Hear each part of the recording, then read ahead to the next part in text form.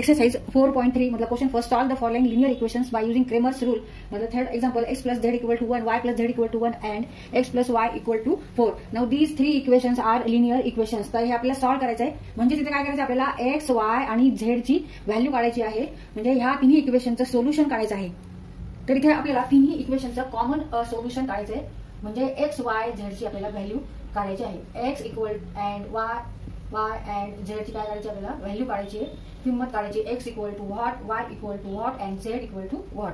त्यासाठी आपण काय यूज करायचं आहे क्रेमर्स रूल नुसार क्रेमर्स फॉर्म्युल्यानुसार x equal to dx upon d y equal to dy upon d and z equal to dz upon d. तर इथे आपल्याला आधी कशाचे व्हॅल्यू फाइंड आउट करावं लागतील d dx dy and dz या सगळ्याच्या काय करायच्या व्हॅल्यू आपल्याला आधी काढायच्या आहेत. एक्सपान्शन फॉर्म्युला वापरून डिटर्मिनंट हे सॉल्व करायचे आहे. D for determinant.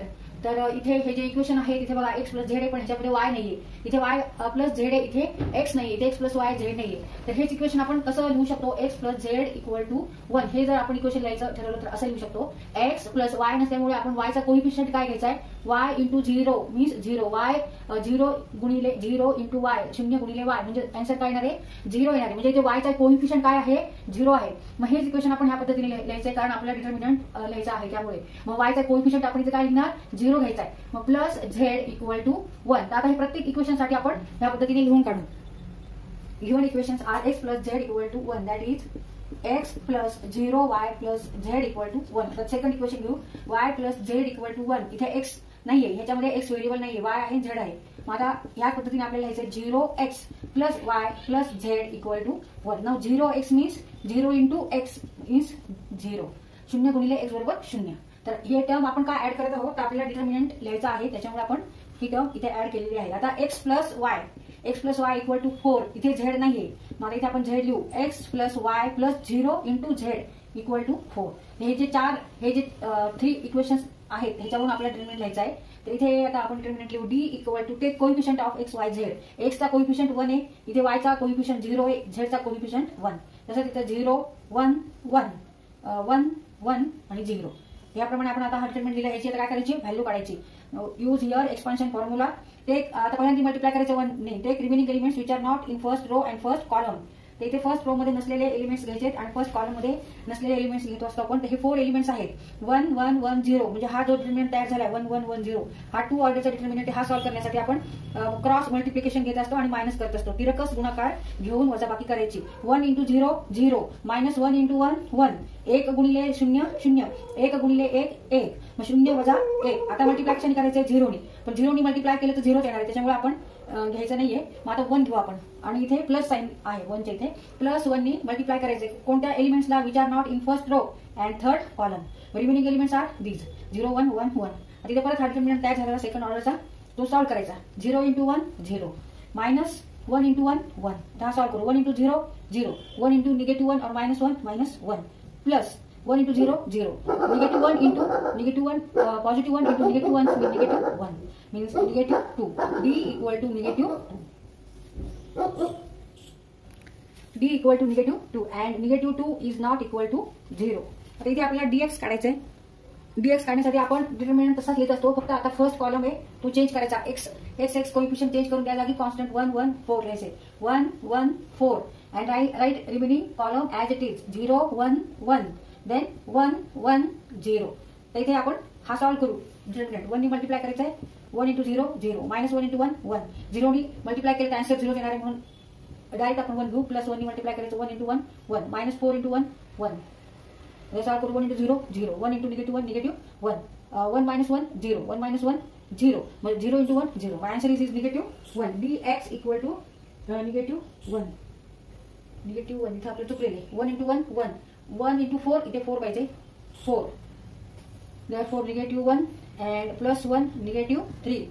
Negative 1 minus 3 means negative 4. dx equal to negative 4 minus 4. dx बरोबर आहे ऋण 4. आता इथे आपण dy काढू. dy काढण्यासाठी सेकंड कॉलम आहे तो चेंज करायचा आहे d चा. फर्स्ट कॉलम तसाच ठेवायचा आहे. सेकंड कॉलम मध्ये 1 1 4 1 1 4 1 1 4 1 ने मल्टिप्लाय करायचं 0 मायनस 4 मायनस 1 ने मल्टिप्लाय करायचं 0 into 0 into 0 0 and 1 into 1 1 plus 1 ने मल्टिप्लाय करायचं 0 इंटू 4 0 माइनस 1 इंटू 1 1 आता सॉल्व करू 1 into 0 0 1 into negative 4 minus 1 into 0 0 negative 1 into negative 1 means positive 1 plus 1 1 into 0 0 1 minus 1 और निगेटिव्ह 1 तर इथे हे 1 आणि निगेटिव्ह 1 कट होतील एक प्लस एक माइनस आहे plus 1 minus 1 equal to 0 negative 4 dy equal to negative 4 आता dz काढण्यासाठी आपल्याला थर्ड कॉलम चेंज करायचा आहे फर्स्ट तसाच ठेवायचा सेकंड पण तसाच ठेवायचा 0 1 1 थर्ड इथे 1 1 0 आहे तिथे काय लिहायचं आता 1 1 4 1 1 4 आणि सॉल्व करायचं आता 1 नी मल्टिप्लाय करायचं आहे 1 इंटू 4 4 माइनस 1 इंटू 1 1 0 नी मल्टिप्लाय केलं 0 आन्सर आहे म्हणून आपण इथे मल्टिप्लाय करायचं नाही आता डायरेक्ट प्लस 1 नी मल्टिप्लाय करायचं 0 इंटू 1 0 माइनस 1 इंटू 1 1 मग आता सॉल्व करून घेऊ 1 इंटू 4 4 आधी यांचं वजाबाकी करू subtract 4 minus 1 3 3 into 1 3 1 into 0 0 1 into negative 1 negative 1 therefore dz equal to dz is 2 dz किती आलेलं आहे 2 dz इक्वल टू 2 आता इथे क्रेमर्स रूल वापरायचा आहे यूज क्रेमर्स रूल म्हणजेच इथे फॉर्म्युला म्हणून आपण याला formula x equal to dx upon d dx किती आहे निगेटिव्ह 4 आणि d आहे निगेटिव्ह 2 निगेटिव्ह बिकम पॉझिटिव्ह ऋण ऋण धन होतील आणि दोन्ही 4 ला भाग दिला बेदोन्ही 4 म्हणजे x बरोबर काय आहे 2 x equal to 2 negative 4 divided by negative 2 means 2 x equal to 2 the y equal to dy upon d dy किती आहे negative 4 d negative 2 therefore y is also 2 y equal to 2 तर z काढायचे z equal to dz upon d therefore z equal to dz is here 2 2 divided by negative 2 means z equal to negative 1 2 1 जा 2 2 1 जा 2 आणि negative sign z equal to negative 1 minus 1 z बरोबर आहे ऋण 1 x बरोबर 2 y बरोबर 2 आणि z बरोबर ऋण 1 x equal to 2 y equal to 2 and z equal to negative 1 answer x equal to 2 y equal to 2 and z equal to negative 1 now this is common solution for these three equations किंवा हे equations तर ह्याच्यामध्ये आपण आता यांची value ठेवून verify करू check करू ताळा करू पडताळा करू कोणत्याही इक्वेशन घेतले तरी चालेल x plus z equal to 1 x equal to 2 and z equal to negative 1 equal to 1 म्हणजे 1 equal to 1 LHS side equal to RHS side तर इथे आपण जे काढले व्हॅल्यू त्या बरोबर आहे आता y प्लस z करू y plus z equal to 1 y किती आहे 2 आणि z किती आहे negative 1 minus 1 equal to 1 2 minus 1 1 LHS equal to RHS आता इथे x plus y equal to 4 x आहे 2 y पण आहे 2 2 प्लस 2 4 इक्वल टू 4